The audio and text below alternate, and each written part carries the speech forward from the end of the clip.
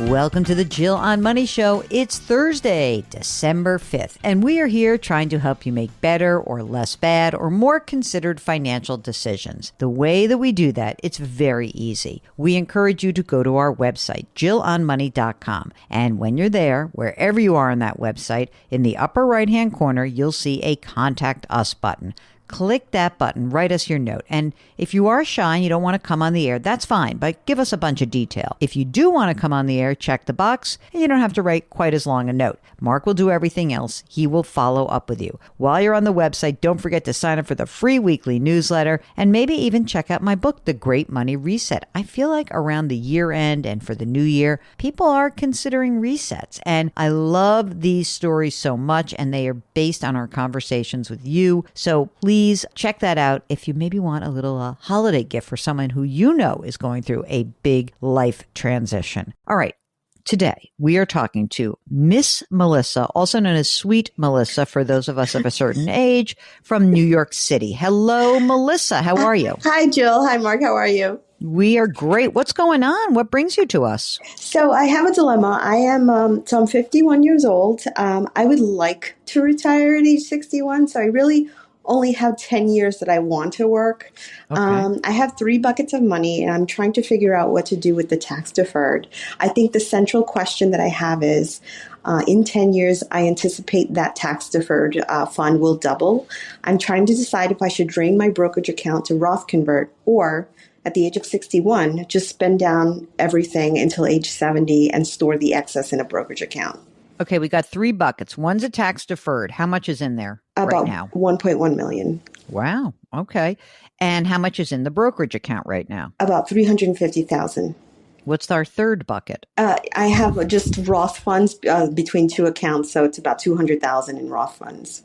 And what about just plain old cash on hand, savings, CDs, that kind of stuff? I have about a $26,000 emergency fund. Okay. And Melissa, you're working right now. How much are you earning? I earn about 130,000. And you're single, partnered, married? I am single with an 18-year-old college student who I do have some 529s, but we're essentially cash flowing her college. Oh, okay. How much is in the 529s? About 60,000. 60. And is she in college or a senior right now? She's a freshman, college freshman. And she did not go, you're a New York person, so she didn't go to Hunter for free. You're telling me, is what I'm guessing. She actually goes, she commutes, so she does go to a city school. Okay, that's great. So how much does she need per year? We need about, just tuition alone, probably about $15,000. Okay, so we have tuition basically carries, is covered by your 529, but there's other stuff? Correct, like books and, Oh, those books. All those other things. That is so overrated. How much more do we need a year? Probably like, maybe like $1,200, I would say. A year? Between, I guess between commuting back and forth. Let's just say 2,000. All right, let's say 2,000. Why not? Okay. She did you a solid. Yes, she did. Can you imagine? Jeez. All right. So right now, from the 130,000 that you earn, what percentage is going into a retirement account? How much are you putting in there a year? Right now, I'm putting 15%. I think next year I'm going to up it because I'm on a timeline that I would like to, see it through. I'd like to just finish out the decade. Just finish the decade. Let's top off the decade. And in that 15%, is that going into a traditional or is that going into a Roth? It's going into a Roth, and I've been doing only Roth probably for the last 7 years. Great. That's great. Okay. So on the 130 with the 15% and obviously the kid costs and stuff like that, how's your cash flow? It's very good. It's good.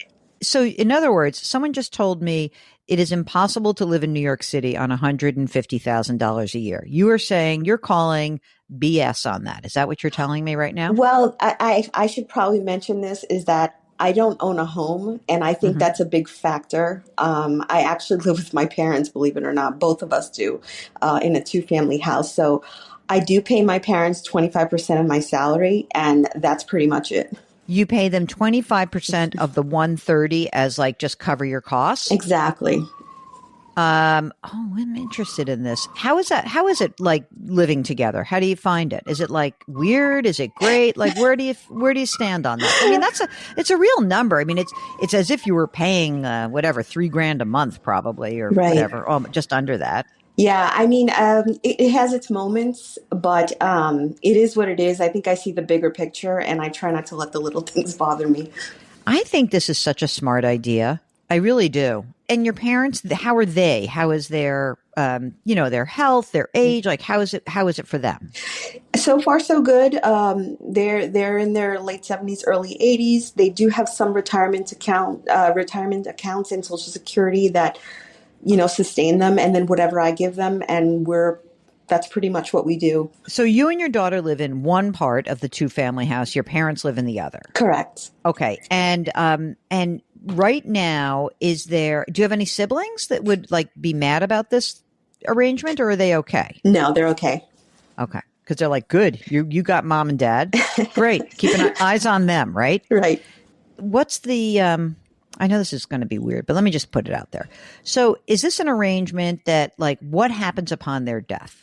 Let's just walk through that. They have this two-family house. Mm-hmm. Then what happens to you after they die? Do you get right of first refusal to buy your siblings out? Do you stay where you are? What happens? I foresee my sister moving in with us, and we would own the house together probably. She has some health issues, which would probably not enable her to own the house because of her situation. But if I do own it, then I would probably just own it outright. Okay. That's great. Mm-hmm. So just one sib. Yeah, just one. Okay.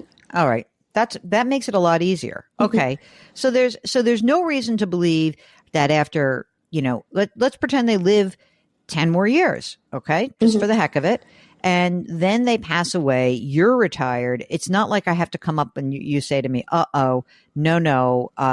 In fact, you would inherit this house. You'd have to maintain it. There's no mortgage or anything on it, right? Correct. You would inherit it. You'd get the step up in cost basis. You'd live in one half. Your sister lives in the other half. Life is good. Your kids launched, probably not with you, maybe, off doing something fabulous. And you're ready to retire. How much do we think you need in income? It's a funny thing. Like the $3,000 a month is probably like taxes and upkeep and all that. So I'm going to presume that at least your housing is in today's dollars would be that same $3,000 a month. But what else do you need to live on for spending money? I'm thinking this is just a ballpark number. I'm thinking like between $55,000 and $6,000 a month at 10 years from now. With inflation and everything. Let's just say today's dollars, $6,000 a month. That's fine. Okay. So $6,000 is our bogey. Are you entitled to any pension? No. And I also won't get health care, so I have to figure that out as well. Yeah, you do. Well, you can go to healthcare.gov and, New York has plans and, that's also a good thing to keep in mind that, you'll have to pay whatever it is, $1,000 a month for your healthcare. Maybe it's a little less, but let's call it that. So that's why I'd rather use $6,000 in today's dollars, which will be fine. All right. What are you going to do with yourself from 61 to 70? You're not going to claim till 70. Is that what I hear from you? That's correct. I want to try to wait as long as possible only because of this amount. So I think that I would not convert. I hear what you're saying, but this for where we are today, what we know, what I think the game plan would be for you to keep putting money away. You're doing the Roth. It's great. The tax deferred is going to keep increasing, but from 61 to 70, you got to live on that money and you're going to pull out the money you need. And, if let's pretend it's today's dollars, right? Mm-hmm. And what I would say is that you would have, $100,000 a year comes out of that tax deferred. You pay your taxes. Now you're living your life. Right. Right. And maybe even it's going to probably be like 120 because welcome to New York, the greatest city in the world, but also high taxes. So, if you did that for 9 years, you're in good shape. Yeah. Now it is possible that like your brokerage account is built up or your needs have changed and you really aren't. Yeah, maybe we would think about maybe you would think about converting. But if you're just going to live on that tax deferred money for those 9 years. Then you're going to collect Social Security at age 70. Do you know an estimate of your Social Security benefit? I think right now, I checked it the other day. If I take it at 70, I would get like 4,000 or so. That's what I figured. And then at that point, you can keep pulling money out of the tax-deferred account. You can. And, maybe we would say it depends on the tax rates, depends on what happens. I don't know. But for now, I think the game plan is a good one. You're going to have to figure out what to do. What are you going to do to occupy yourself from 61 on? 61 is young, also known as very close to where I am right now. So I want to know from you. I have ideas. If you first, you're going to tell me what do you want to do, and then I'm going to give you ideas so you can help me. So what do you think you would do at age 61? I think that I would definitely retire from this corporate job that I have, but I would probably still work in something that's just, not as stressful as I have. Right. I mean, you could just make a couple grand a month, honestly, and get health care, and you'd be pretty happy. Here's the other thing I'd like for you to do. I need someone, I know that this has probably already been done a million times, but I need someone to write a book that's called Free New York City. And basically all the fabulous things that you can do in New York City for free or low cost. And I had a friend who did this. She actually she retired from CBS, and she was like a child in a candy store. She really was. She said, there's so many unbelievable things to do in New York that don't cost a lot of money. And she became like the expert in that. But then she moved to the West Coast. So I need you to do that for me. You write the book.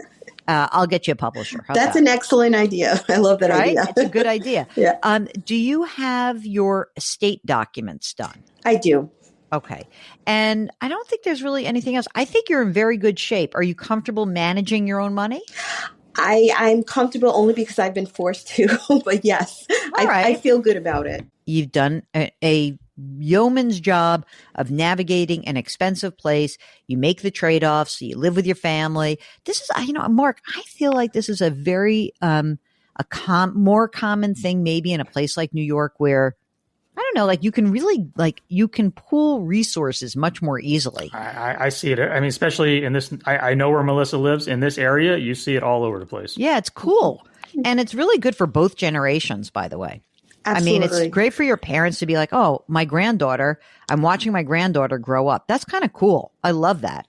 And it's great for you to be able to say, you know what? I'm here. I got my eyes on my parents. Things are good. I tried to get my mother to move into the city. No, she's stuck in the suburbs because her whole life is there. That's the problem. I might have to force her. I did tell her I found a nice home for her very close by. She didn't think that was great or very funny either. So what am I going to do?